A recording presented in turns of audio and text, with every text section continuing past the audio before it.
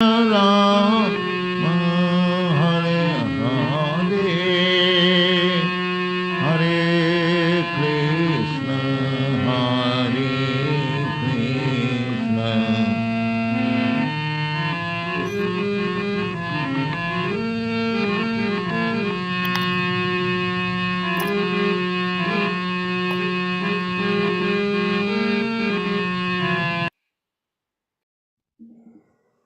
Hare Krishna, glories to Śrīla Prabhupāda and the Sankirtan mission of Sri Chaitanya Mahaprabhu. And welcome to the Sunday morning Śrīmad-Bhāgavatam reading and discussion from the original Delhi Bhagavatams, which Krishna Katha has displayed there on the screen for everyone to see. These are very valuable treasures for all of us. And in Prabhupada's early activities in the West, that was his main focus, was to distribute these original Bhagavatams, which are treasures really for everyone that can have a set. And we recently ran a GoFundMe program for printing these books, and it was very successful. We want to thank everyone who has participated in this donation drive, and we're moving ahead to finalize our work, and it takes time to get this in order. But we're moving ahead very nicely, and soon these books will be with us and available to everyone, and especially those who donated. They'll be receiving theirs in the mail in due course of time. So thank you very much for your participation in this very valuable service that is important for maintaining the integrity of Prabhupada's original books. And these collector's items are very valuable because they reveal the transcendental position of Śrīla Prabhupada throughout his life. And everything that Prabhupada did was transcendental. Most recently, actually this morning, I had a comment from someone on the cottage industry of the social media network. This social media item, and remember, social media is a platform for opinion, not fact. And anybody is free to go to social media and open up a account, whether it's Instagram or Facebook or whatever, and give their opinions. We are not interested in opinions. Opinions are simply mental speculation. I think this, I think that, I'm going to do this, I'm going to do that. But it is a medium for broadcasting information, which and truth, which we're effectively using in our Prabhupada Disciples Association Hare Krishna Society. So it's a facility for preaching.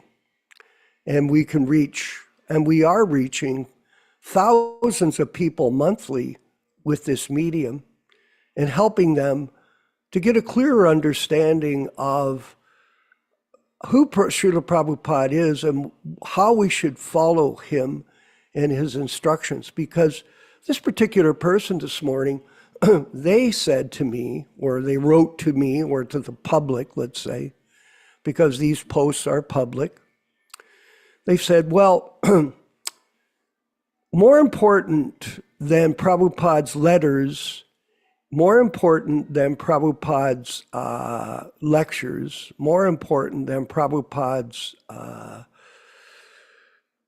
various means of communications to his disciples is his books. Oh, really? So I was thinking about this in terms of actually going to see Śrīla Prabhupada. Can you imagine Yaśodā-nandana Prabhu? You show up in Mayapur for the Mayapur festival, and you tell Śrīla Prabhupada to his face, oh, by the way, I know your letters aren't that important. I know your lectures aren't important, but your books are important. Everything that the Guru says is Shastra. That Prabhupada is made very clear to us. But this person presenting the Vapu-Vani argument, that Vapu is more important than Vani, he is saying that anything that's in Prabhupada's books, that's the most important thing. Misrepresenting truth, misleading people, and a total misunderstanding of this philosophy from a neophyte who's got his babble going on in social media, Babylon. So we have to be very careful when we go to social media and understand it's a tool for us to engage others in learning the science of Guru Tattva properly, because this is the essence of our philosophy, that unless you understand the Guru, you cannot understand Krishna. And when we speak of Guru Krishna Katha, we mean bona fide Guru. This is a bona fide process where we do not simply give opinion, but we repeat, like yesterday at the program. I mentioned that we are representing Prabhupada with this understanding of our philosophy through him. And it is something that he constantly repeats for everyone's benefit. It's him that's constantly repeating this. Yaśodā-nandana Prabhu will go to various sections of Prabhupada's letters, his books, etc., and we'll show them on the screen, and people can hear what Prabhupada is saying, not what Yaśodā-nandana Prabhu is saying. Oh, let's kill the messenger. Let's shoot the messenger. You're repeating a philosophy that Prabhupada is saying, and they're going, well, why do you keep repeating it? It's not us that's repeating it. It is Prabhupada that's repeating it, and we're simply exposing the truth to other people so they can have a proper understanding of how to follow this process. That's as simple as it is. It is not opinion, and everything that the Guru speaks, the bona fide spiritual master speaks, remember this point, is Shastra. Everything. Go to Prabhupada in his room in Mayapur. I know when I was in Prabhupada's room in Mayapur with Krishna Das Babaji Maharaj, I had the opportunity to sit with Prabhupada for 45 minutes and explain to him how we purchased the Toronto temple. It was very, very nerve-wracking. And the biggest part about it was, don't say the wrong thing in front of your Guru, because you will be chastised. Could you imagine going in front of Prabhupada Yaśodā-nandana and saying, well, your letters and your lectures aren't that important, your books are? Like, you would be chastised out the door. Prabhupada was a very strong preacher. He wasn't a compromised person. Look at what happened in the Gaudiya Math. All the nonsense that went on with them after Bhaktisiddhanta Saraswati Goswami Prabhupada's departure. And Prabhupada stood up to them all without hesitation. And he made it very clear. He was tactful. He was very polite. He was courteous. But he was not compromised on one part of the philosophy of Krishna consciousness and the teachings of Bhaktisiddhanta. And that whole movement was destroyed because of the whimsical behavior of a few ambitious people. And this is going on now, misrepresentation of the philosophy, not only by these people, but by their so-called disciples. And this is a poison. And here we see it, some chap writing something stupid like that, having no knowledge of how Prabhupada would have dealt with him if he heard that. Of course, Krishna is with us. Krishna is aware of what's going on. So these offenses that are being committed are not being ignored by Krishna and this karmic reaction of blasphemy that is taking place. And the karmic reaction is manifest in so many people nowadays that are being punished because of misrepresentation, misinformation of our philosophy, which we are against. We are propagating the truth to people. Now, someone could say, well, that's your opinion. No, it's not. I ask people, come to the classes. Oh, just convince me now. Type it out with your finger or speak it on the internet. No, call us up. Let's have a discussion. Go ahead. Nobody calls. Nobody. Very rarely, once in a while, someone positive will call us. Actually, we're getting quite a few positive calls. People are appreciating what we're presenting to the world. But the people that don't agree with us won't discuss it. They just hang up. And Yaśodā-nandana Prabhu knows that whenever we present arguments, show us the proof where there is an appointment of Diksha gurus for 150 disciples.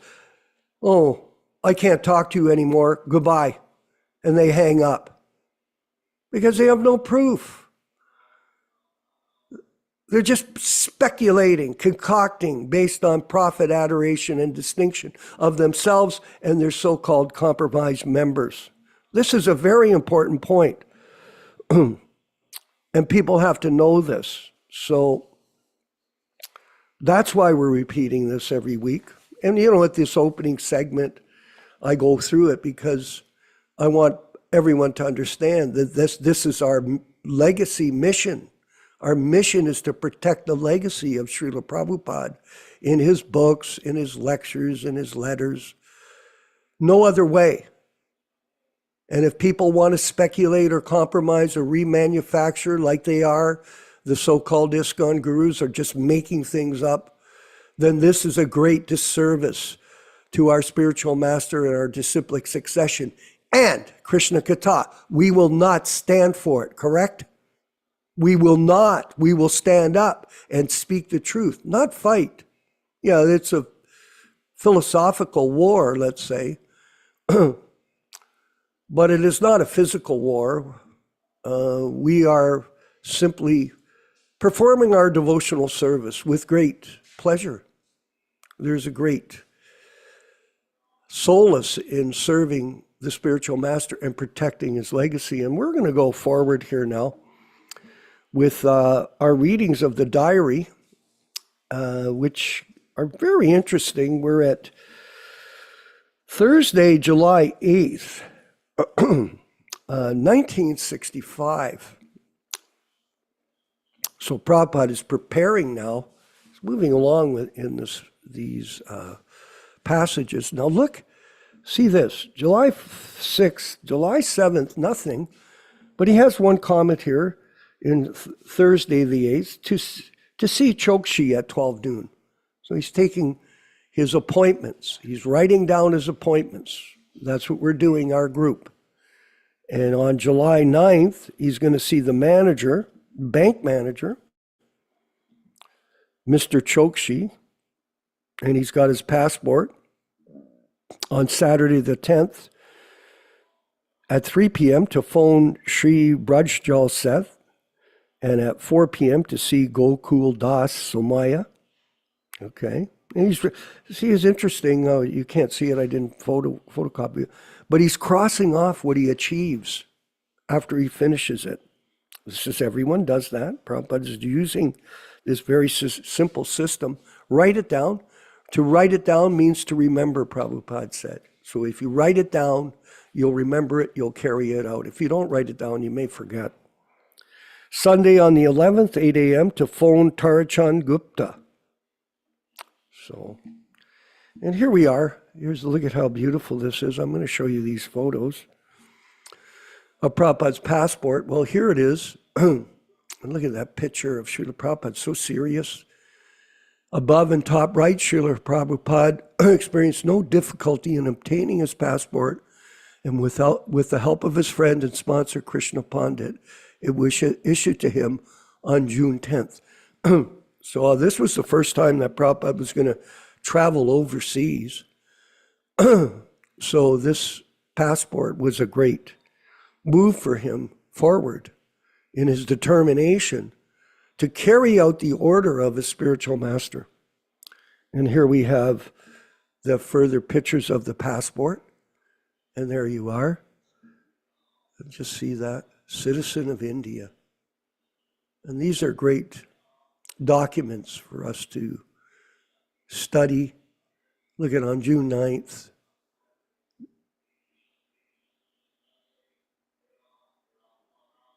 April 16th, 1966, there's another stamp on the renewal. Obtaining the visa, however, proved more difficult. It was not until July 28th, after much evidence, and with the help of Mr. Choksi from the Scindia company, that it was finally approved.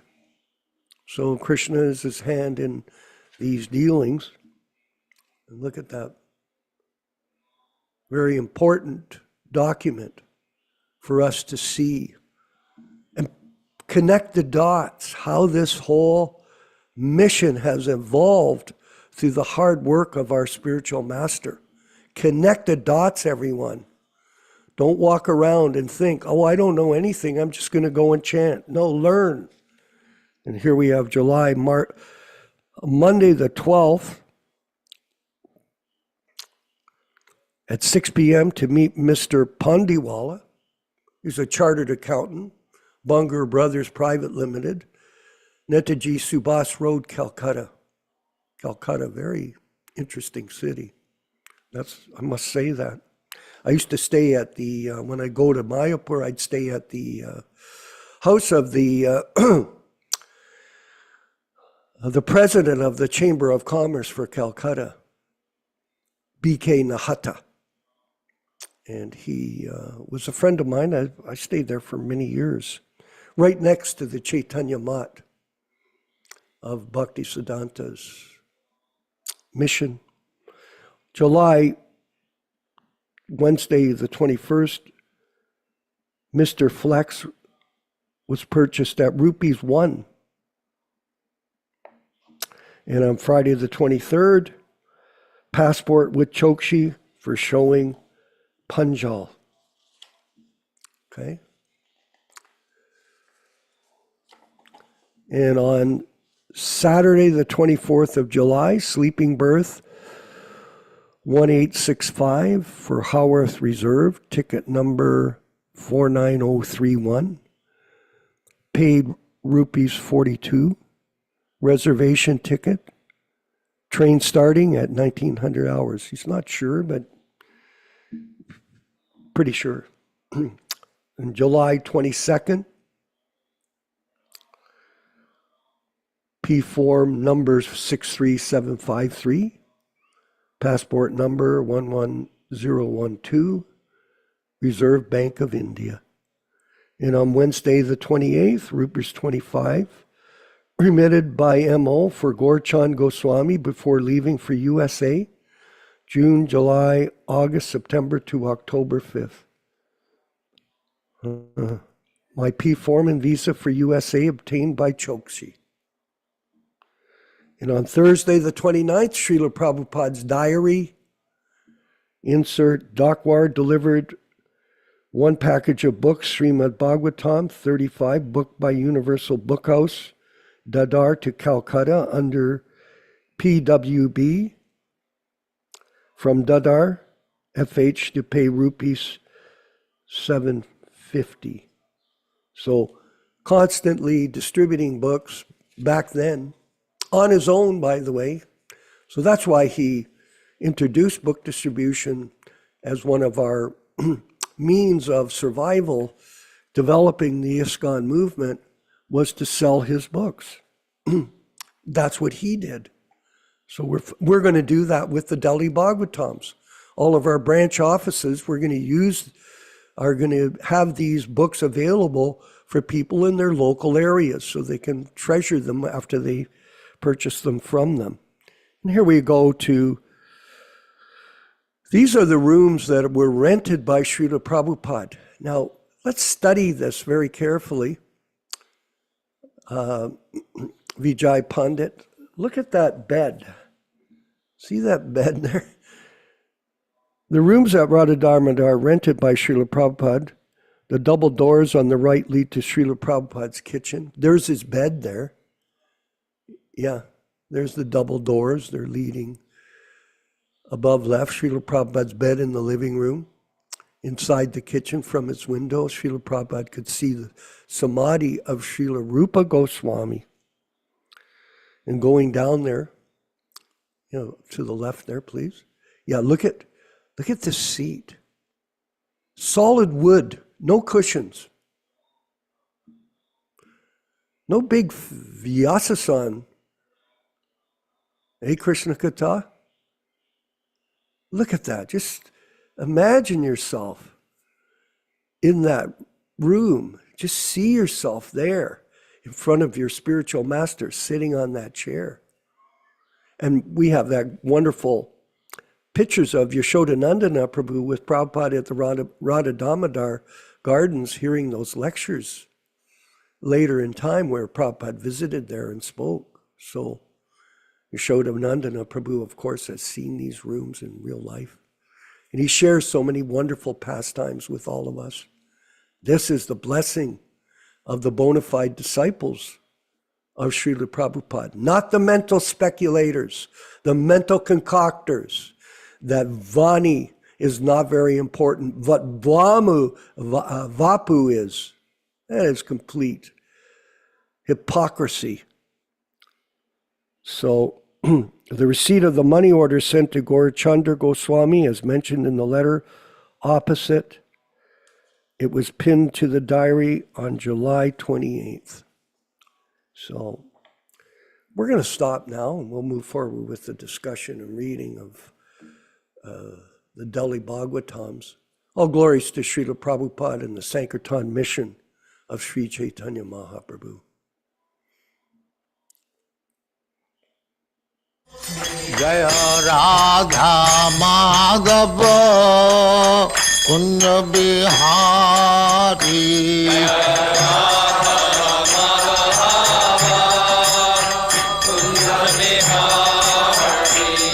Jaya Radha Madhava Kunja Bihari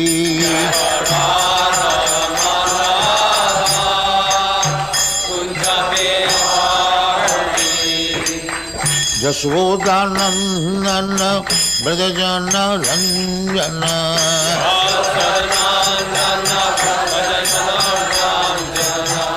Yaśodā-nandana Brajajana Ranjana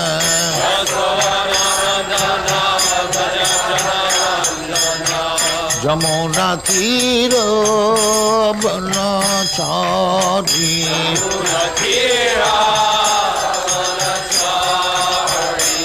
Jamuna Tira Banachari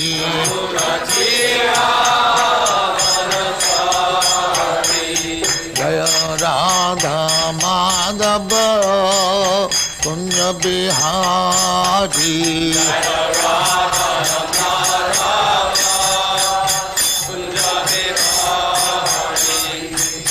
Gopi Jana Vallabha Girivaradhari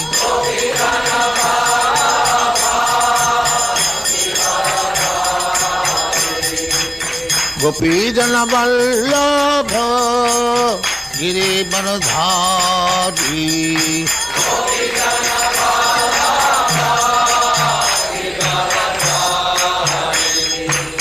Yaśodā-nandana Brajajana Ranjana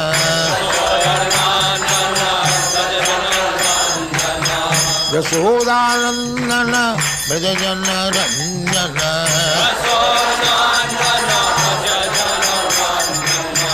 Yamuna Tira Banachari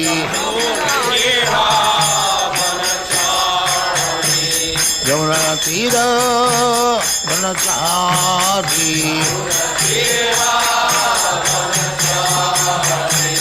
Jaya Radha Madhava Kunda Bihari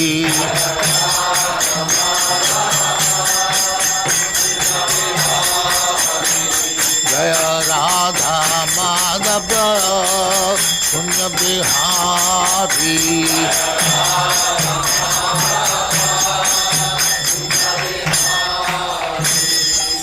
Jaya Muspa Paramahansa Parivrajaga-ācārya Sattare Sarasmāda Bhaktivedanta Saraswati Goswami Prabhupāda ki Jai Ananta Koti Vaishnava ki Jai Nāma-ācārya Śrī Haridas Thakur ki Jai Prem se kaho Sri Krishna Chaitanya Prabhu Nityananda Śrī Advaita Gadādhara Śrīvāsādhi Gaur Bhaktivinoda ki Jai Śrī Radha Krishna Gopinath Sam Khanda Radha Khanda Giridhar ki Jai Vrindavan Dham ki Jai Navadvip Dham ki Jai Ganga Mai की जाए जमुना माई की जाए गुरु द्वारका धाम की जाए स्वामी तो भक्तविंद की जाए और ग्लोरी टू द और glory to the thank you very much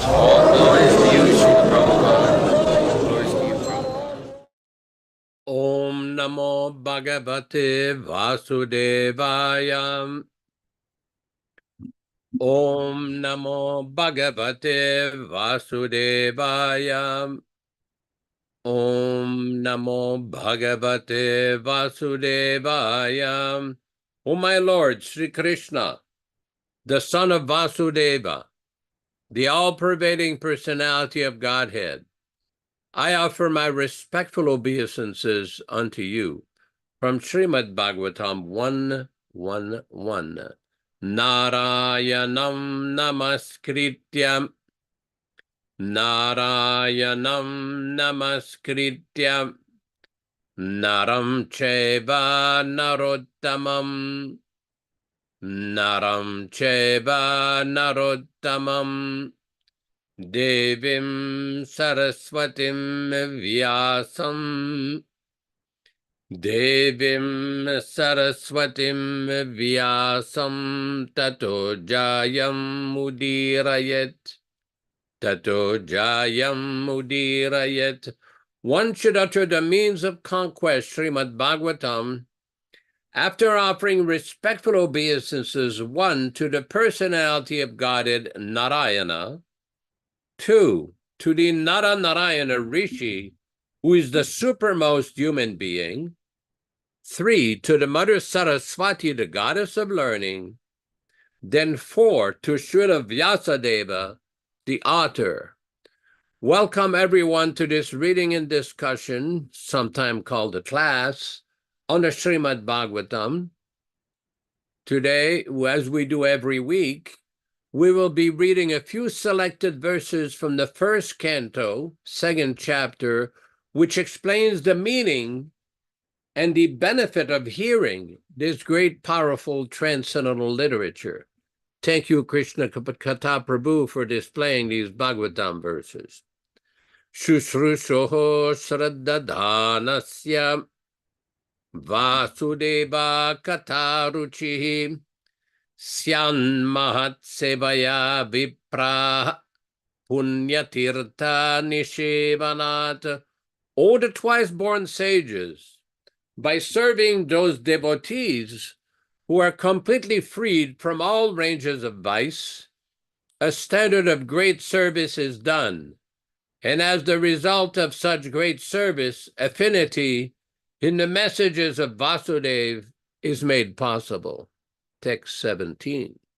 Śrīmad-Bhāgavatam svakataha Krishnaha punyashravana kirtanaha hridyantasto yabhadrani Vidunoti Suritsatam. Sri Krishna, the personality of Godhead, who is also the Paramatma in everyone's heart and the benefactor of the truthful devotee, thus cleanse the desire for material enjoyment in the heart of the devotee who has developed the urge for hearing his, Krishna's messages which are themselves virtuous when properly heard and chanted. Text 18. Nashtaprayesha babhadreshu nityam bhagavata sevaya bhagavati uttama shloke bhaktir bhavati naishtiki.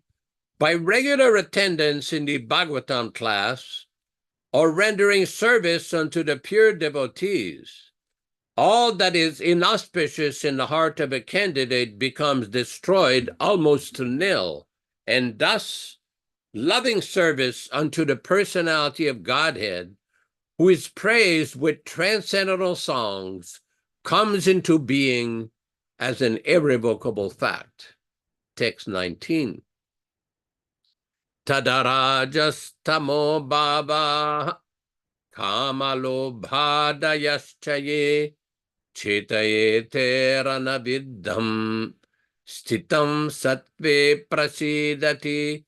As soon as irrevocable loving service is fixed up in one's heart, at that time the effects of the nature's mode of passion and ignorance, such as lust, desire, and hankering, etc., do disappear from one's heart, and he becomes fixed up in the mode of goodness, which makes him completely happy. Text 20. Evam prasanna manaso bhagavad bhakti yogataha bhagavat tattva vijnanam mukta sangasya jayate. Thus, when one is positively fixed up in the mode of unalloyed goodness, the enlivened-minded man, affected by contact of devotional service of the Lord, can positively know scientific knowledge of the personality of Godhead in the stage of liberation from all material association. We just wish to mention that this reading and discussion is conducted on the basis of the original New Delhi Bhagavatams, the first edition from 1962, all synonyms, translations, and purport by His Divine Grace A.C. Bhaktivedanta Swami Prabhupāda, Founder-Ācārya of the International Society for Krishna Consciousness, also known as the Krishna Consciousness Movement. Text number 19, Canto 1, Chapter 5. I thought we read that last week, but we can read it again. Nave jano jatu katanchana brajet mukunda sebi anyabadanga samsmritim smaran mukundangri upaguhanam punaravihatamiched narasagraha janaha. Never. Vai, certainly. Jatu, at any time. Katanchana, somehow or other. Navrajet, does not undergo. Mukunda Sevi, the devotee of the Lord. Anyabed, like others. Anga, oh my dear. Samsmritim, material existence. Smaran, remembering. Mukundangri, the lotus feet of the Lord. Upaguhanam, embracing. Vihatum, willing to give up. Never. Ichet, desire. Rasagraha, one who has relished the mellow. Jana, person. Translation by Śrīla Prabhupāda. My dear Vyasa, a devotee of the Lord Sri Krishna, even though fall down sometimes or somehow or other, certainly he does not undergo the terms of material existence like others, the fruitive workers, etc. Because a person who has once relished the mellow of the lotus feet of the Lord cannot go otherwise, remembering the ecstasy again and again. Purport by His Divine Grace. A devotee of the Lord automatically becomes disinterested in the enchantment of material existence, because he is rasagraha, one who has tasted the sweetness of the mellow of the lotus feet of Lord Krishna. There are certainly many instances that the devotee of the Lord has fallen down due to uncongenial association, like the fruitive workers who are already prone to degradation. But even though he falls down, he is never to be considered as one and the same with a fallen karmi. A karmi suffers the result of his own fruitive reaction, while a devotee is reformed by chastisement directed by the Lord himself. Sufferings of an orphan and the sufferings of a beloved child of a king are not one and the same. An orphan is really poor because he has nobody to take care of. But a beloved son of a rich man, although appears to be the same on the level of an orphan, he is always under the vigilance of his capable father. A devotee of the Lord, on account of wrong association, sometimes becomes an imitator of the fruitive workers. The fruitive workers want to lord it over the material world. Similarly, fruitive workers, foolishly, a neophyte devotee thinks of accumulating some material power in exchange of devotional service.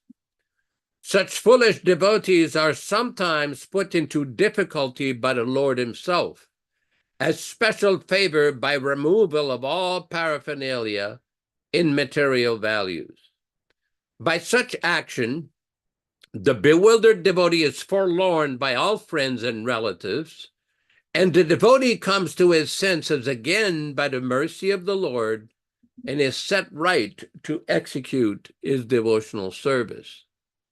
In the Bhagavad Gita, it is also said that such fallen devotees are given chance to take birth in the family of highly qualified Brahmin or rich mercantile family. The devotee in such position is not so much fortunate as one who is chastised by the Lord, being put into position seemingly of helplessness. The devotee who becomes helpless by the will of the Lord is more fortunate than those who are born in good families, as above mentioned.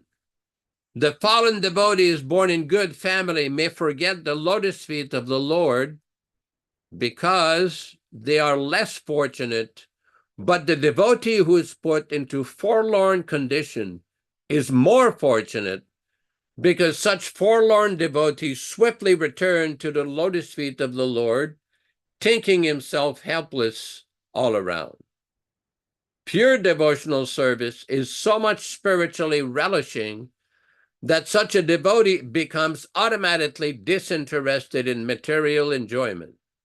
That is the sign of perfection in the progressive devotional service. A pure devotee continuously remembers of the lotus feet of the Lord Sri Krishna and does not forget him even for a moment, and in exchange of all the opulence of the three worlds. Om Ajnana-timirandasya jnananjana shalakaya chakshurunmilitam yena tasmai Shri Gurave Namaha.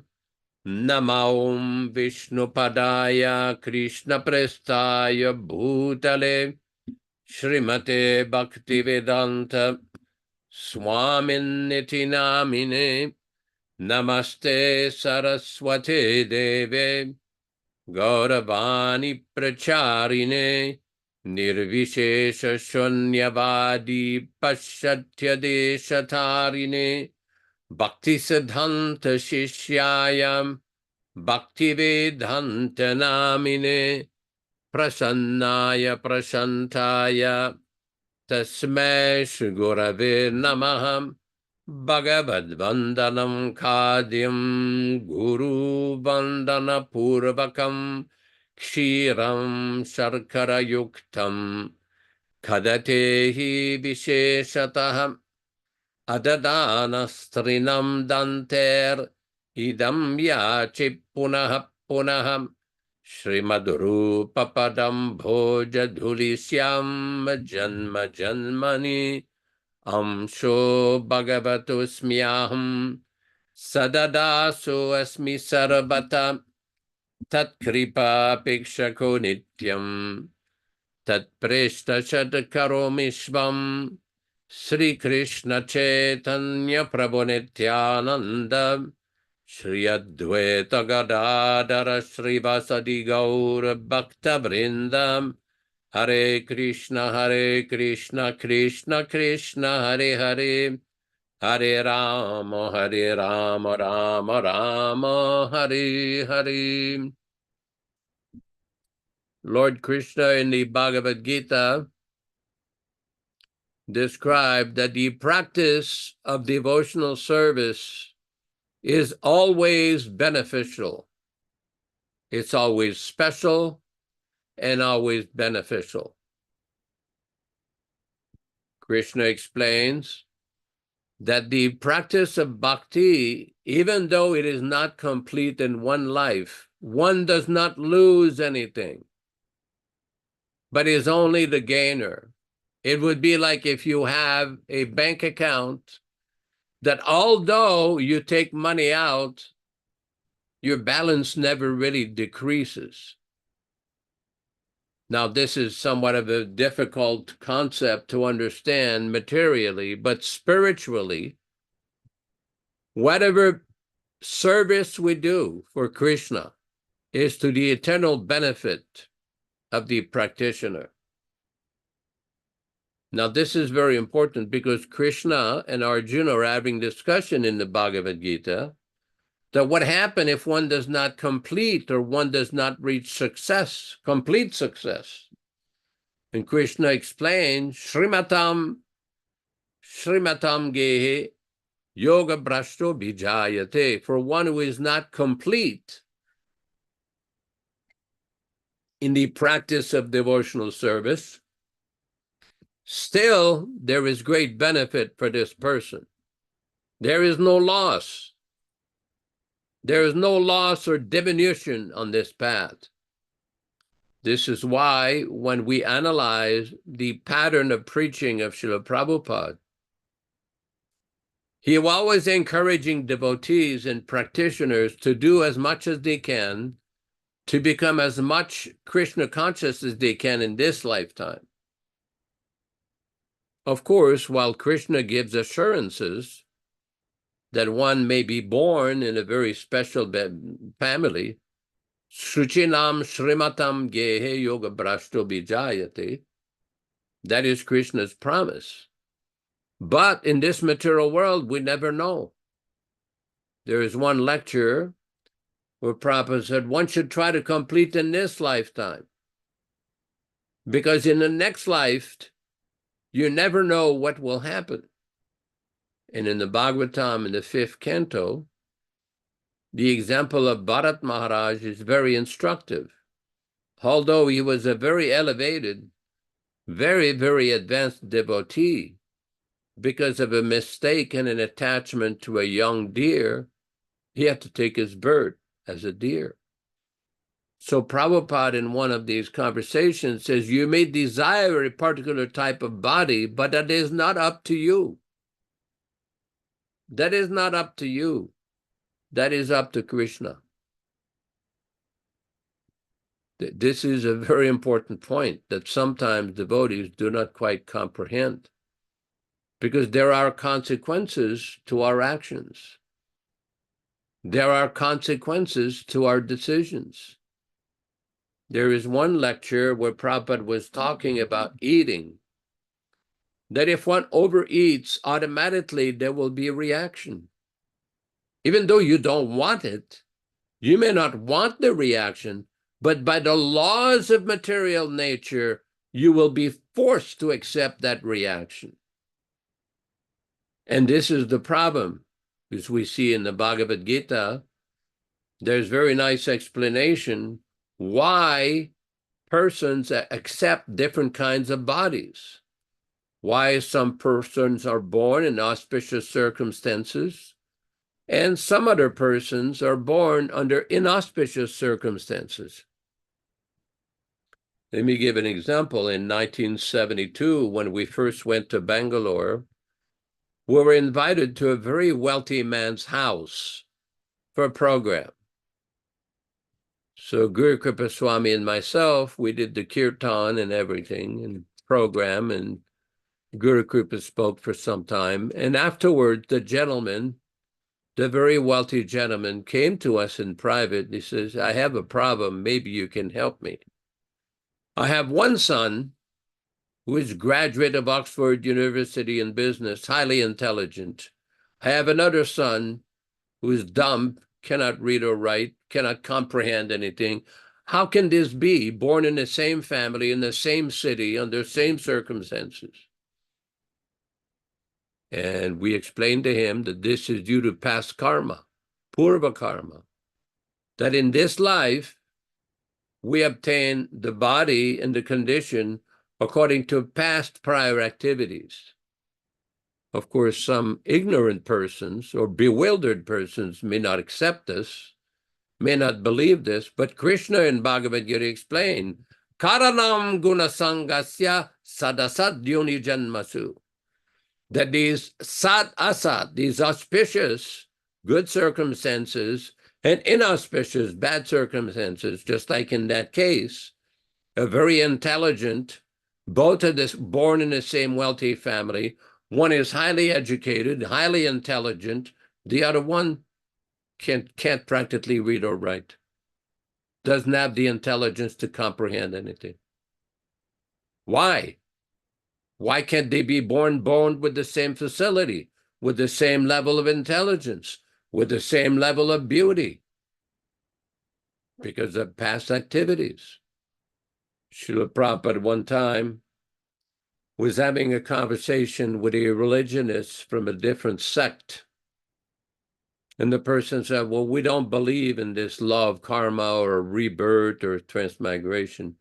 Then Prabhupada asked him, so how do you explain the varieties of life? Where do the varieties of life come from, even in human society?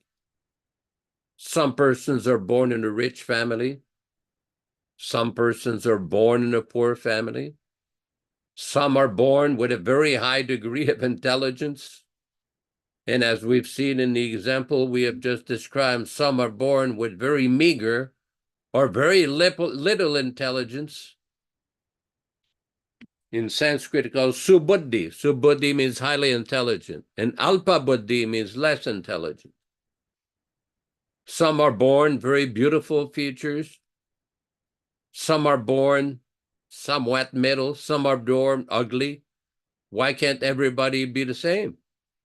Because this is due to past activities. And in this, just like in this life, we see practically if somebody applies himself, goes to school, gets proper education, then they have a better chance at getting better facility, better employment, better situation.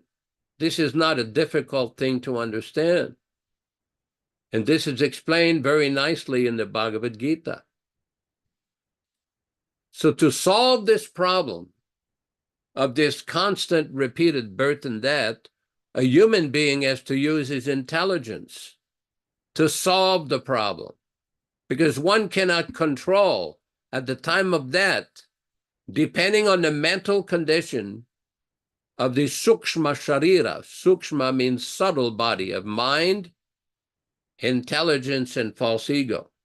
Then one will be carried on to the next life. All of us have heard the example of Prabhupada giving a lecture that the relatives of a dead man are there. Oh, he's gone, he's dead, he's not here, well, the body is there.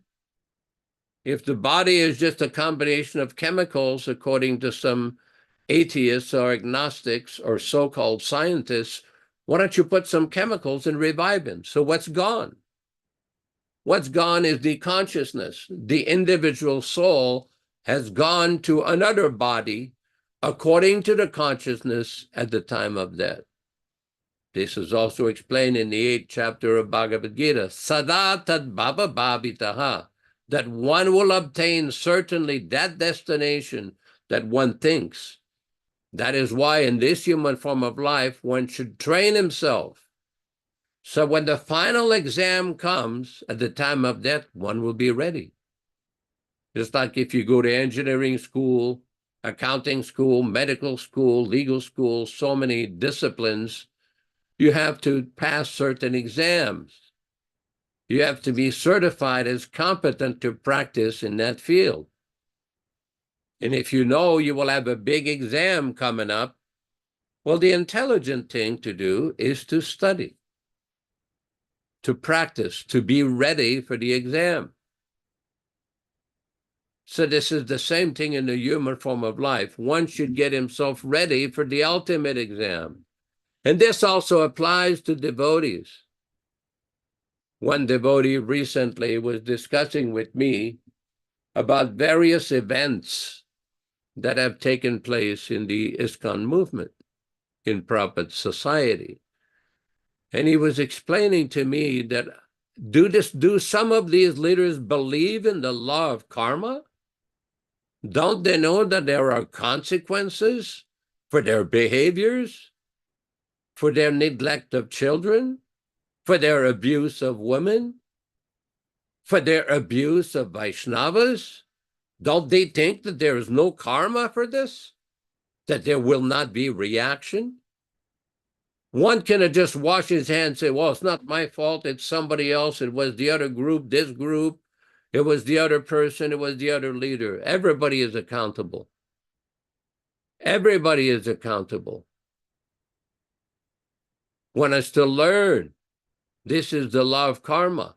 There's also a spiritual law of karma. Ye yatavam prapadyante tam stateva bhajamyaham. Bhagavad Gita, chapter 4, text 11.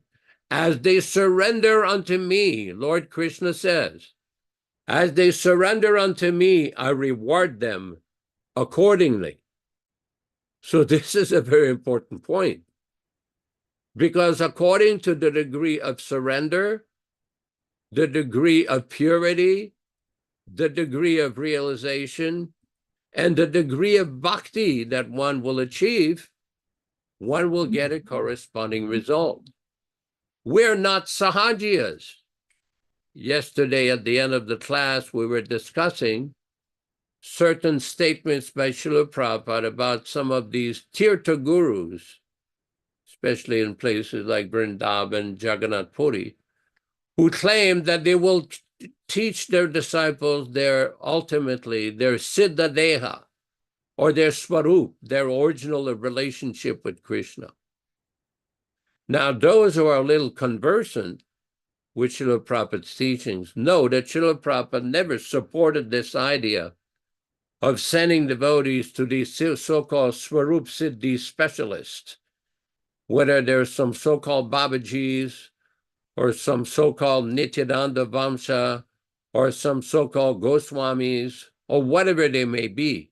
Now we have a new philosophy that was born, compliments of another senior devotee who was remarkable for his own spiritual accomplishments, but it seems that he missed a point. In order to achieve the Swarup Siddhi, one has to follow the authorized Acharya, not this false idea that a Madhyam Guru should send his disciple to an Uttam Guru who's going to teach him his Swarup. Where did Prabhupada say that? Where did Prabhupada give the instruction to do that? We do know that Prabhupada warned. He gave very clear warnings that if you follow these principles, chant your 16 rounds, read these books, and engage in the proper process of devotional service, you will go back to Godhead. Prabhupada one time was told by a good friend of mine, an older devotee, more senior than me, that he asked Śrīla Prabhupada about the Swarup question, about his original relationship with Krishna. Prabhupada said, first you understand and realize that you're not the body. Then we'll see what kind of Swarup you are. Another time, Prabhupada said, first you become liberated from all material conditioning. Sarvopadi vinirmuktam tat paratvena nirmalam. Then this Swarup will be realized. But this artificial attempt to see some so-called Swarup specialist, people will become confused. Because what happened is many devotees are looking for a shortcut. They're looking for a silver bullet, an easy solution to solve all the problems. There will be plenty of criticism for those of us who are promoting Prabhupada as the Acharya, the current Acharya. They don't want to hear that. They want some shortcut. They want to artificially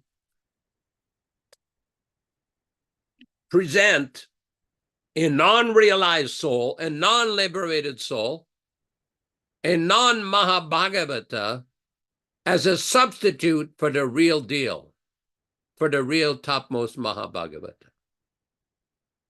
We see in the Chaitanya Charitamrita, Madhya Lila, chapter 24, text 330, there's a very strong warning by Śrīla Prabhupāda.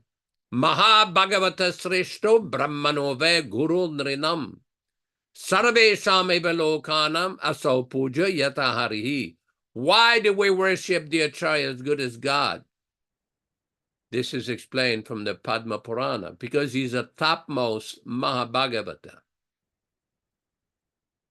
And Prabhupada explains in the purport, only such a person is eligible to occupy the position of Guru. That position of Acharya, to liberate persons, is not a cheap thing. If one is not completely realized, is not a Mahabhagavata, is not an Udattamadhikari, he should not pretend. We don't need any more posing and posturing and pretending. We don't need that. Oh, Venkat, Rupesh, thank you. Here's the purport. Here's the verse. Go down.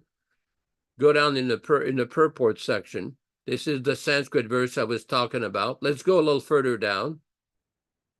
A little further down. More. More. Hold on. Okay, go more.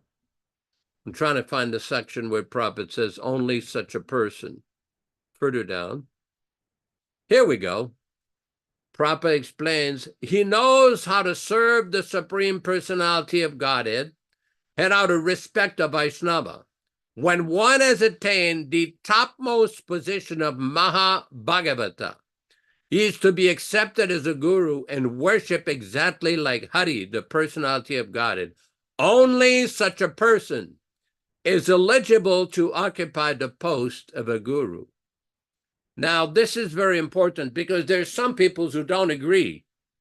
They seem to think, well, $75 is as good as $100, or $100 is as good as $1,000. No. If you read that purport, it explains why the Acharya is worshipped like Lord Hari, because he's a topmost Mahabhagavata. Now, one has to use his intelligence and discriminate between the proper levels. One should show respect to all Vaishnavas. That is not an argument. We don't dispute that. But one should not pretend to have achieved levels that he has not realized or accomplished. That is very dangerous. Very dangerous. We see in the fourth canto of the Bhagavatam, in the story of King Prithu, there is a warning that if Prabhupada says, if one, because King Prithu was chastising the poets and the Puranikas who were glorifying him, he says, these qualities have not yet manifested in me. Do not do this. Such praise is actually an insult. So even though one may be a very nice devotee, a very good devotee, a nice preacher, a middle-class devotee, very good, but that also, one has to see what they're preaching. Simply not some mental gymnastics of thinking that I'm such and such class of devotee. If we look at the example of Krishnadas Kaviraj, he's the highest devotee, but yet he presents himself as the lowest devotee.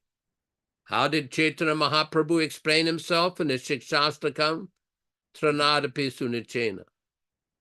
So one has to learn and understand the fundamentals of Vaishnava philosophy according to the teachings of Śrīla Prabhupāda. not some outside sources, not some Neomat or some Babaji group or some other concocted group. No, we need to hear from the realized Acharya. In the Śrīmad-Bhāgavatam, Canto 1, Chapter 4, Text 1, Śrīla Prabhupada gives a very stark warning that no one should be willing to listen to one who does not represent the original Acharya. The original Acharya in this movement is His Divine Grace Śrīla Prabhupāda. And what we need to do is to develop a hearing, an affinity for hear his messages, his original, unchanged, non-interpolated, non-edited books. That will solve the problem. Thank you very much. Hare Krishna.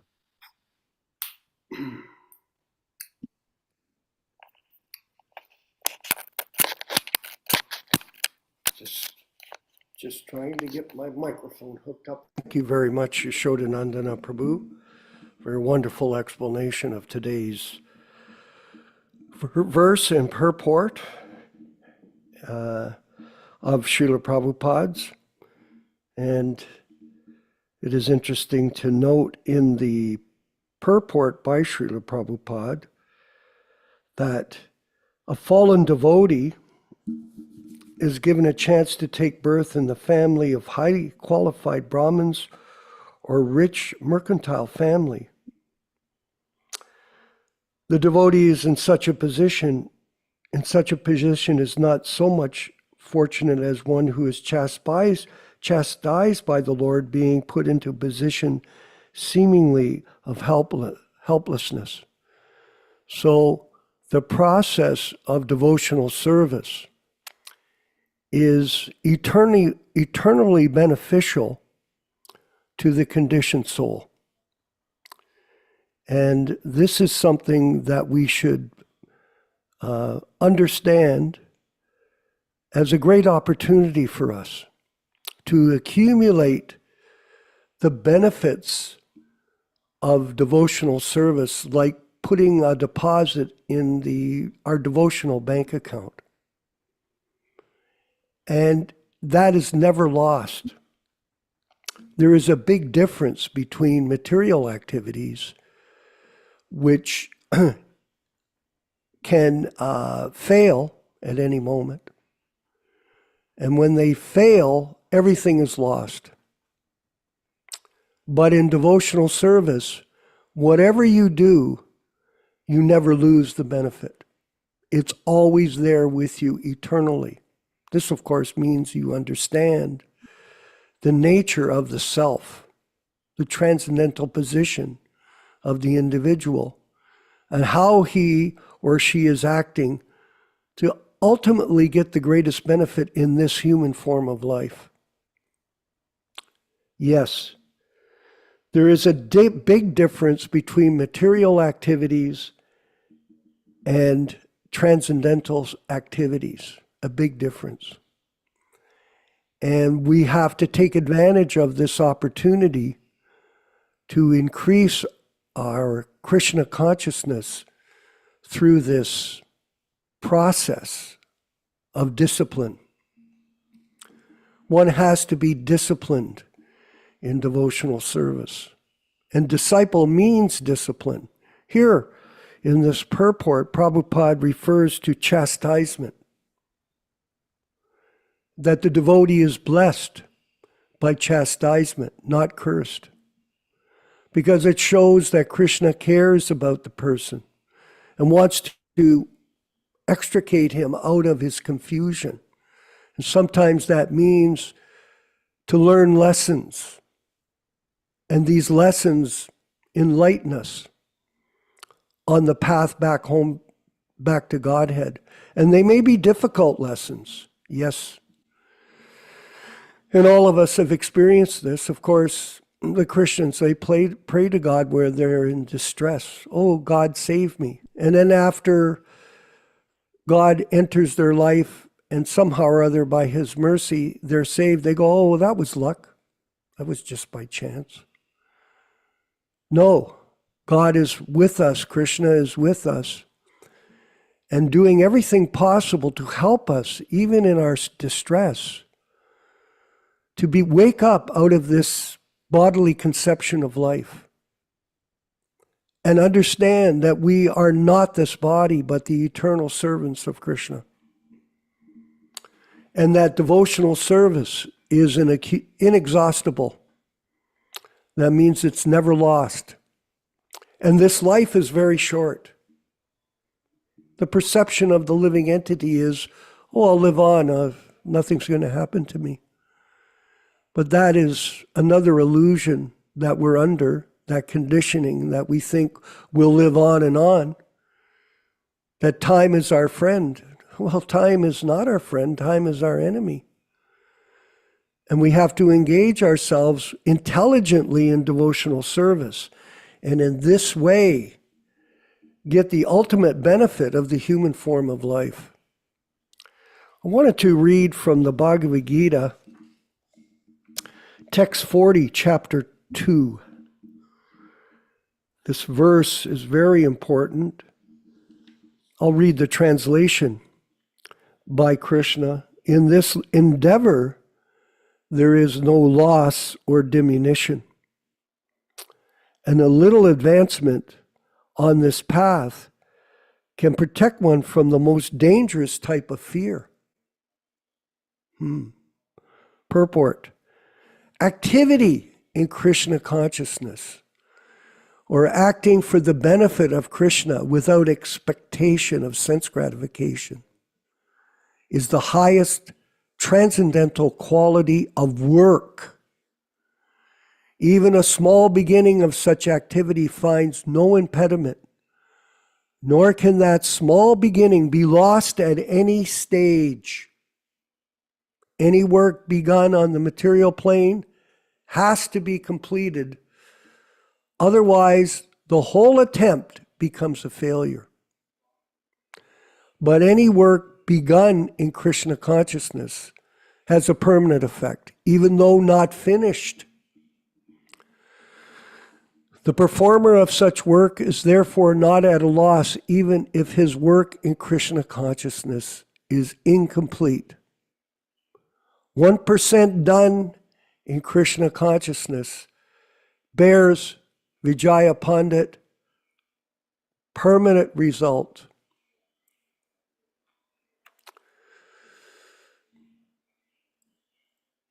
And so that next beginning is from the point of 2%.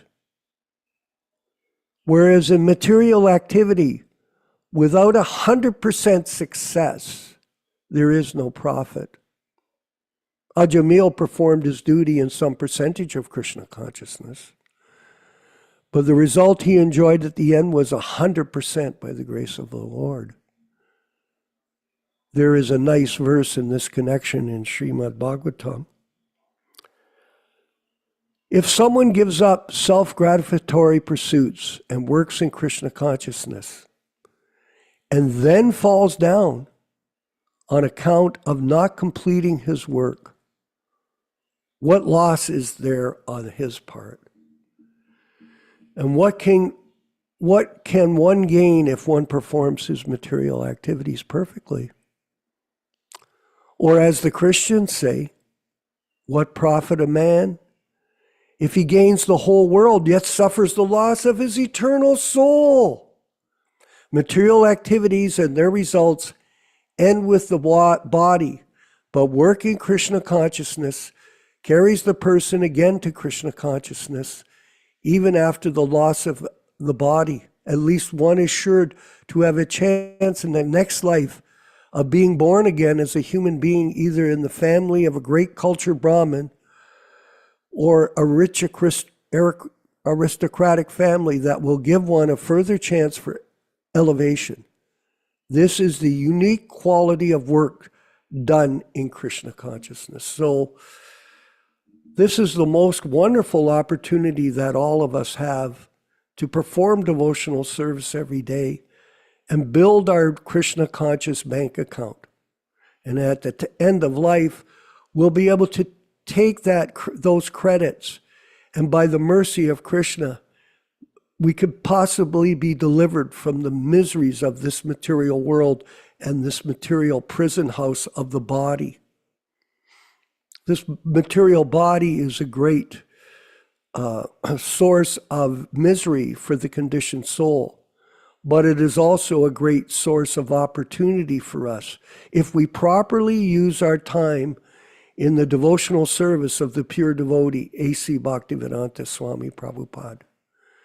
This is the highest service, not to try to become advanced, but try to gain the attraction of Krishna and the attraction of our spiritual master through our devotional service, which will give us the greatest benefit in the human form of life. Yaśodā-nandana Prabhu, if you could further explain. Well, this is a very important point because this comes up regularly with devotees who are practicing devotional service. The point comes up that what happens if we don't complete? Well, for one thing, one should know that Krishna always protects his devotees. There's a statement in the Garuda Purana that Krishna is always merciful to all of his devotees, and even though a devotee may temporarily forget Krishna, Krishna never forgets the devotee. It's called Bhavagrahi Janardana, one of Krishna's name, that he takes the essence of the devotee's service.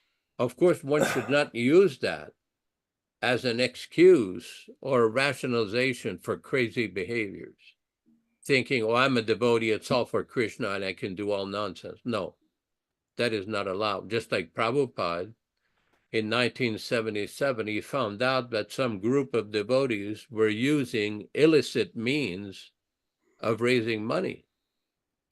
And Prabhupada told one devotee, we will burn that money.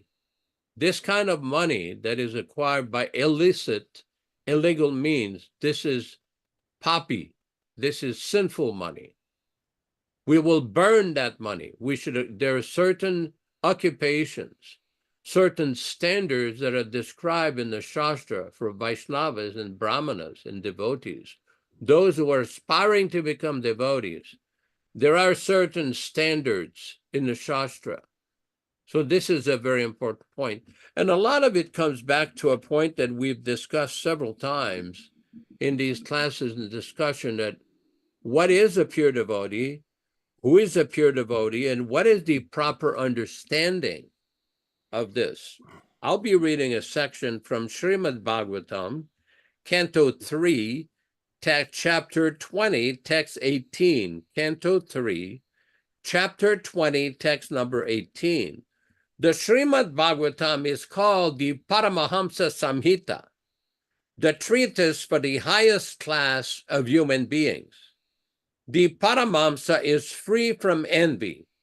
In other stages, even in the householder stage, this is nice, thank you.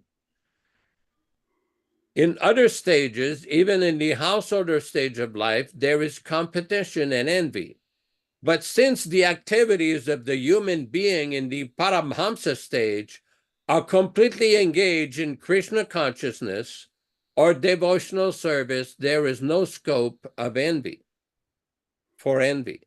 In the same order as Kardana Muni about 100 years ago, Thakur Bhaktivinod also wanted to beget a child who could preach the philosophy and teachings of Lord Chaitanya to the fullest extent. By his prayers to the Lord, he had as his child Bhaktisiddhanta Saraswati Goswami Maharaja, who at the present moment is preaching the philosophy of Lord Chaitanya throughout the entire world through his bona fide disciples. Now let's read that for a moment. Prabhupada says, by his prayers to the Lord, he had as his child Bhaktisiddhanta Saraswati Goswami Maharaja, who at the present moment is preaching the philosophy of Lord Chaitanya throughout the entire world. So this is a very important point. This was written in 1973-74. How is Prabhupada describing that Bhaktisiddhanta Saraswati Thakur Prabhupada is preaching in 1974 when he already had departed on the 31st of December 1936? The fact is Prabhupada never saw his guru as dead and gone. He never taught that Bhaktisiddhanta is dead and gone. He is always living. He's always present. And we are simply acting as his agents, as his servants. That is the mindset that we should adopt in regards to our Śrīla Prabhupada. Hare Krishna. He's always present with us. And as long as we repeat what we've heard from the spiritual master, we are bona fide. And it was interesting to note where you were reading there, bona fide disciples. Well, who was he referring to? He was referring humbly to himself, because he was the person, Śrīla Prabhupada was the person, the only person that was spreading Krishna consciousness globally and has spread Krishna consciousness globally to Australia, to China, throughout the South Americas, in America, in Canada, in Europe. This amazing mission of Lord Chaitanya has been spread to every town and village in the world by Śrīla Prabhupada. And we are simply presenting the fact that he is the bona fide guru, Acharya, by his actions and results, and other people are criticizing us. Oh, you're wrong. You need Vapu.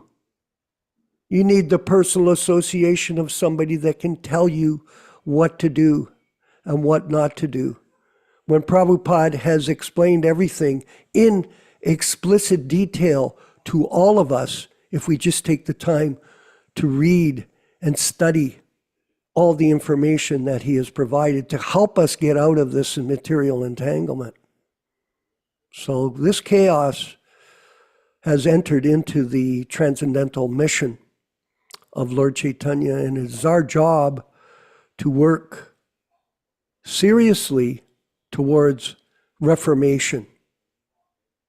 Reformation, yes, is a very important part of this legacy, to reform the misdirected groups of people on this planet that are preaching that Prabhupada does not exist in his Vani incarnation, but more important is this Vapu representative who was never even approved for Diksha Guru by A.C. Bhaktivedanta Swami Prabhupāda, simply by mental concoction. Dharma Bhavana Prabhu in Dallas, Texas. Maybe you could share some understanding this morning. Okay. Hare Krishna, thank you. This is a wonderful, enlightening class. We're talking about kind of a lot of really important subject matters. Mostly devotees can understand pretty easily karma, reincarnation, creation, and all these different topics. And perhaps in the Western world, we have a Christian background.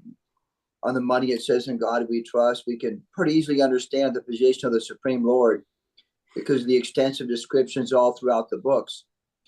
But there's also extensive, so many descriptions all throughout Śrīla Prabhupāda's books about what is the position of the bona fide guru. But it seems to be a little more difficult to understand.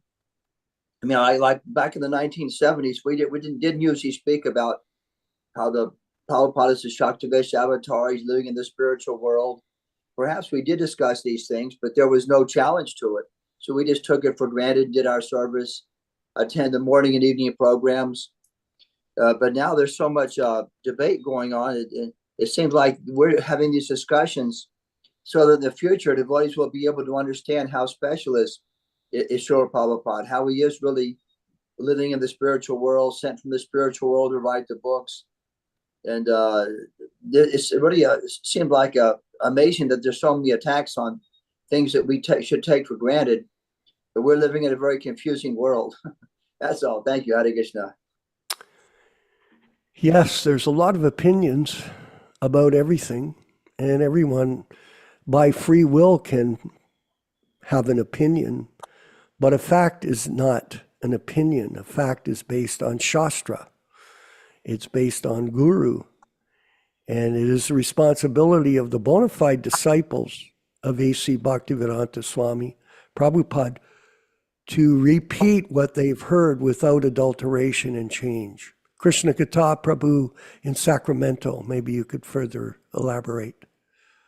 Hare Krishna Prabhus, thank you for another wonderful class and discussion.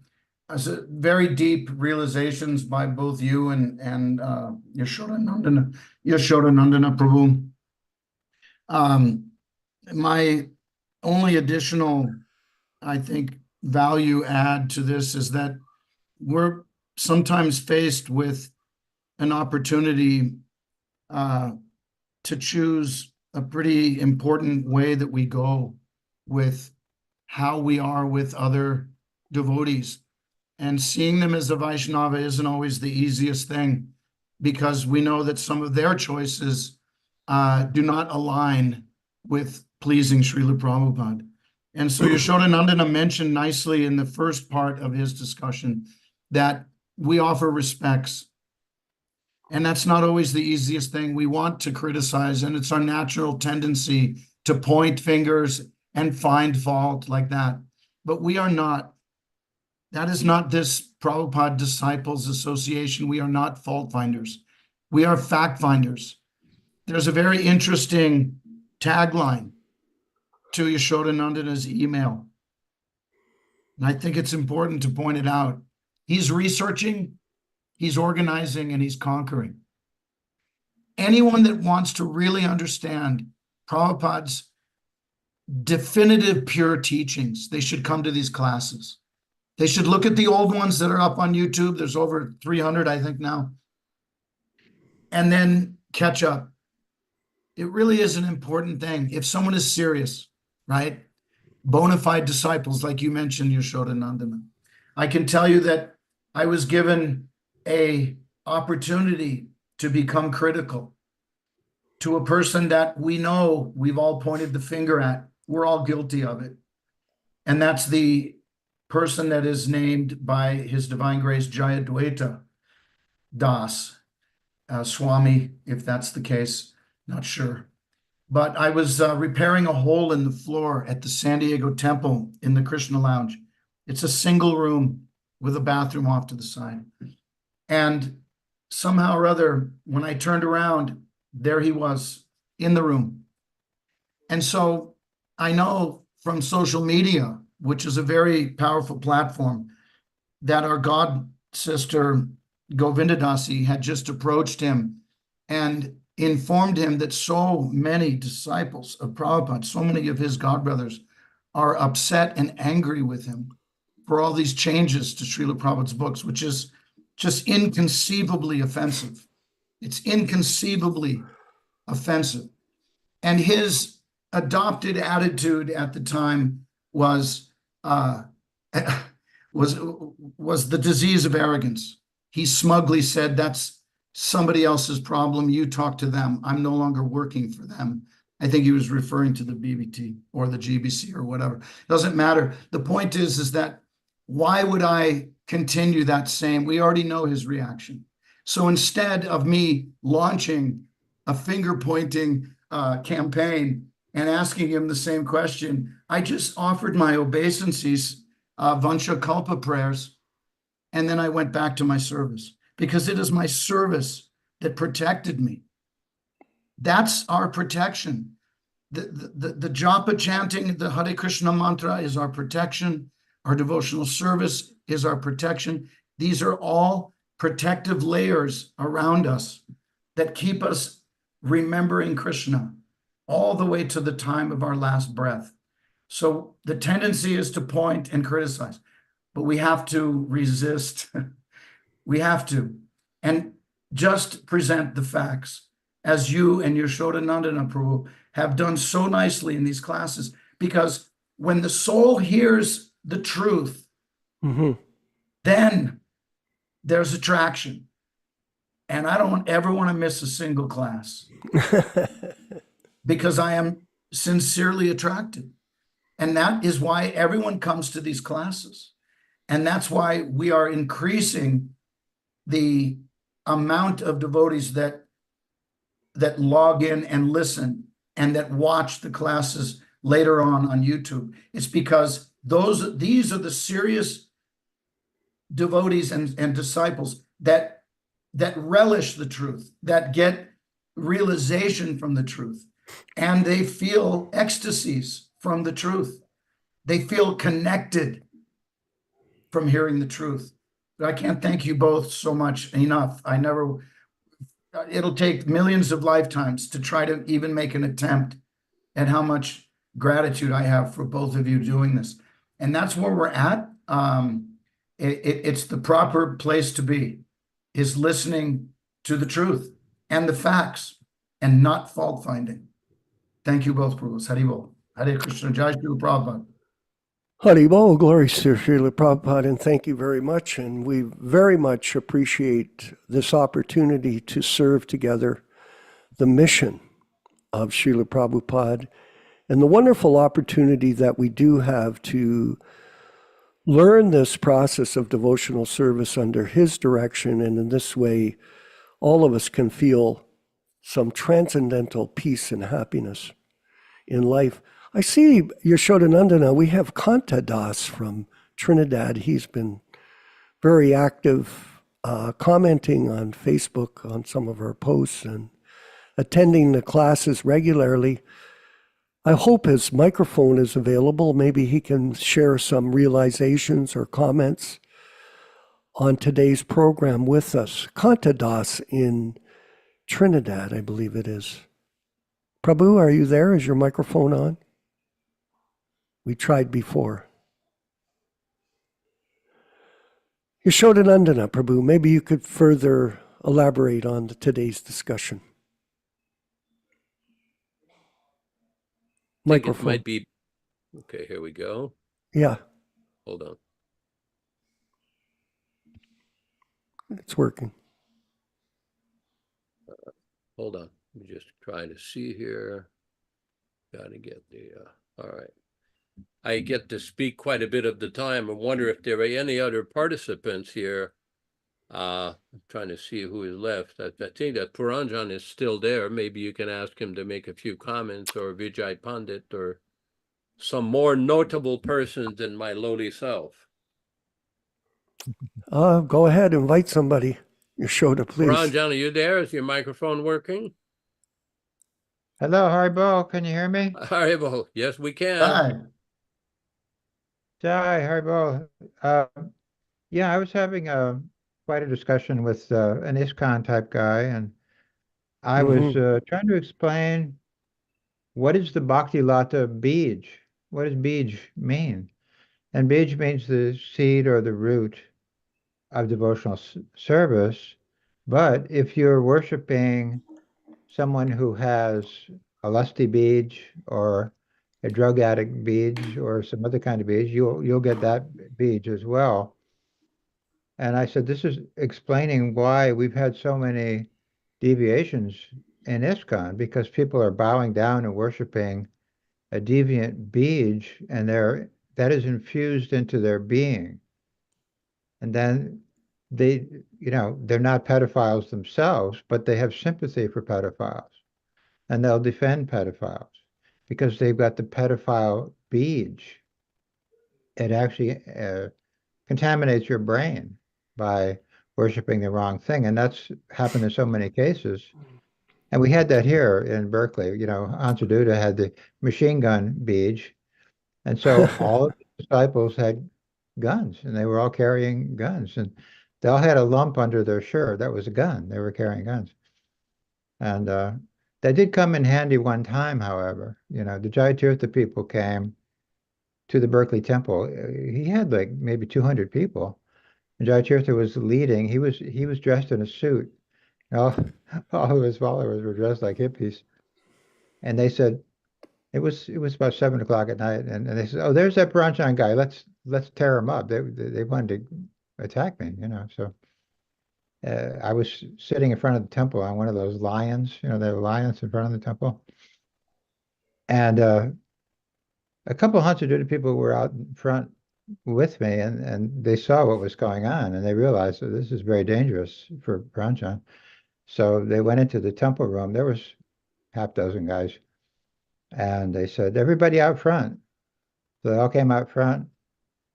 And they said, you know what? We don't like Pranjan either, but we like you less than we like Pranjan. So guess what? We got the guns and you don't have the guns. So you got to go. So that's what happened. Wow.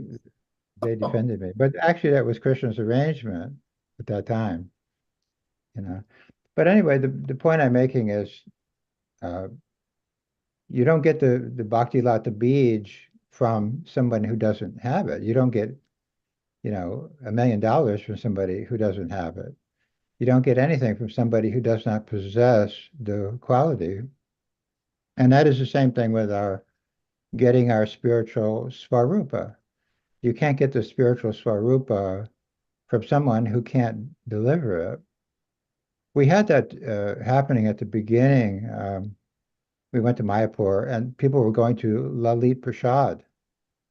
And he was reinitiating some of our devotees. And he reinitiated Subal and he gave him a peacock name or something. I can't remember what it was, but Subal came back and he says, I'm a peacock.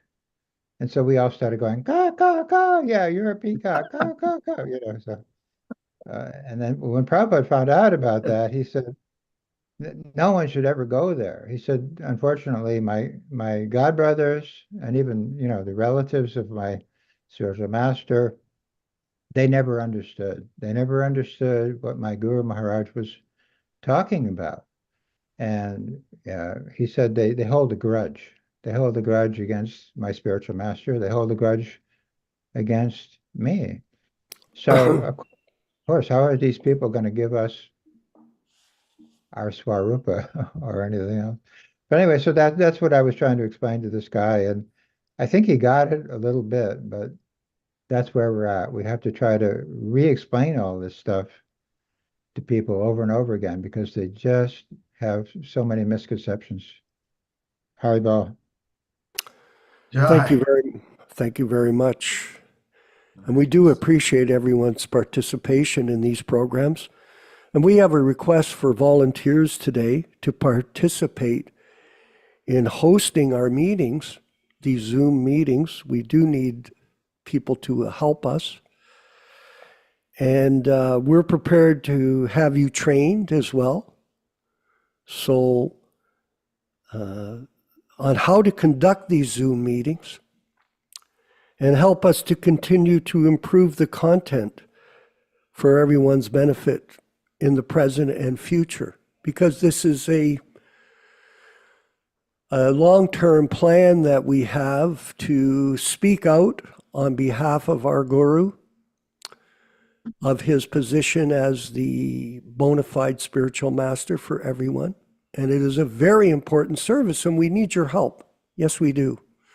We have people working with us, but we always looking for more people to join us in this effort, co-hosts, let's say, of the meeting, that can learn about the Zoom programming, go to the Shastras, pull up the different verses for us, the openings and closings and the music and the different slides and all kinds of things that we can do to maintain and improve our production here at the Prabhupada Disciples Association, Hare Krishna Society. And you have a chance to join us, to become part of this wonderful transcendental team of devotees that are producing these shows. And we do thank everyone for helping us with these and for attending as well. And this is a very great service that you can take up with us and get the mercy of Lord Chaitanya and Lord Krishna. We're confident that the demigods are attending our classes, Krishna Katha. Oh, yes. Because everyone is attracted by the truth. The truth will set us free. And that is the case with this wonderful group of devotees that have come together and that are regularly attending these programs. And they're trying to join us at the times that they're announced. For example, 10 o'clock a.m. Like, for example, if you show up to the team practice on a football squad in college 15 minutes late, after 3 times, they fire you out of the team. They don't let you come. So even the karmis, they have a strict rule of participation in order to remain in that organization or group. For example, if you work in a law firm, Yaśodā knows that, and all the lawyers are assembled there, and you show up 15 minutes late, what happens after a while? You're no longer attending because you're no longer there. The security guards come to the office and they tell you, by the way, it's time for you to go. So discipline is important, participation is important, and in this way, everyone will make advancement together in this Sankirtan effort that we've been fortunate enough to participate in at this organization that we have. So all glories to Śrīla Prabhupada. Thank you, everyone. And we'll look forward to seeing you on Wednesday, if it's possible. If not, we know that you can go to the Hare Krishna Society YouTube channel and see these classes. And that's, of course, whatever you're comfortable with, please participate as best you can. And we'll march on in our efforts to preach the truth of the Krishna Consciousness movement according to Śrīla Prabhupada's directions. Thank you, Vijaya Pandit. All glories to Śrīla Prabhupada. Let's go to the Kirtan from 1966 with Prabhupada playing the bongo and chanting. And chant along, everyone. Thank you very much. Hare Krishna. Hare Krishna, Krishna Krishna, Hare Hare, Hare Rama, Rama Rama, Hare Hare. Hare Krishna, Krishna Krishna, Hare Hare, Hare Rama, Rama Rama, Hare Hare. Hare Krishna, Krishna Krishna, Hare Hare, Hare Rama, Rama Rama, Hare Hare. Hare Krishna, Krishna Krishna, Hare Hare, Hare Rama, Rama Rama, Hare Hare. Hare Krishna, Krishna Krishna, Hare Hare, Hare Rama, Rama Rama, Hare Hare. Hare Krishna, Krishna Krishna, Hare Hare, Hare Rama, Rama Rama, Hare Hare. Hare Krishna, Krishna Krishna, Hare Hare, Hare Rama, Rama Rama, Hare Hare. Hare Krishna, Krishna Krishna, Hare Hare, Hare Rama, Rama Rama, Hare Hare. Hare Krishna, Krishna Krishna, Hare Hare,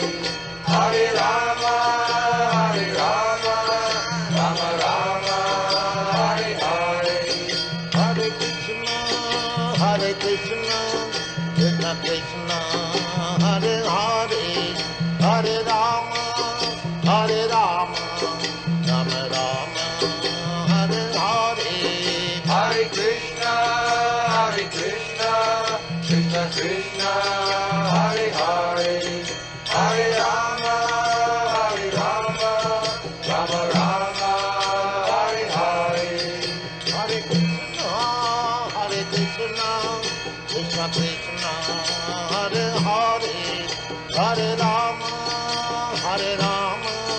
Rama Rama, Hare Hare. Hare Krishna, Krishna Krishna, Hare Hare, Hare Rama, Rama Rama, Hare Hare. Hare Krishna, Hare Krishna, Krishna Krishna, Hare Hare, Hare Rama, Hare Rama, Rama Rama, Hare Hare. Hare Krishna, Krishna Krishna, Hare Hare, Hare Rama, Rama Rama, Hare Hare. Let us offer our respectful obeisances to all the Vaishnava devotees of the Lord. Vanchakalpa tarubhyascha kripa sindubhya evacha patitanam pavanebhyo Vaishnavibhyo namo namaha. I offer my respectful obeisances. We all offer our respectful obeisances unto all the Vaishnava devotees of the Lord who can fulfill the desires of everyone, just like desire trees, and who are full of compassion for the fallen souls. Thanks everybody for participating in this enlivening Śrīmad-Bhāgavatam reading. Although it was the same text as last week, there are always new meanings in a discussion with the Vaishnava devotees. Thank you, Vijay Pandit, Chaturbhuja Prabhu, Mataji in the back. Thank you so much. Grazie, grazie. Come va, come va? Tutte le glorie sua divina grazia, Śrīla Prabhupāda. Very good. It's very nice to see you all there. And thanks everybody for participating. Please try to come again on Wednesday afternoon at 5:00 p.m. Pacific Standard Time, and corresponding to 8:00 p.m. Eastern Time. And also, anybody who would like to make an offering to Śrīla Prabhupada for the Vyasa Puja is getting very close. The Vyasa Puja this year will be in the 3rd week of August, so we have a couple of weeks. You can send it to my attention or Vishwakarma Prabhu's attention or Venkat Prabhu's attention, and we will get your offerings published. Thank you so much. All glories to Śrīla Prabhupada. Hare Krishna, Hare Krishna.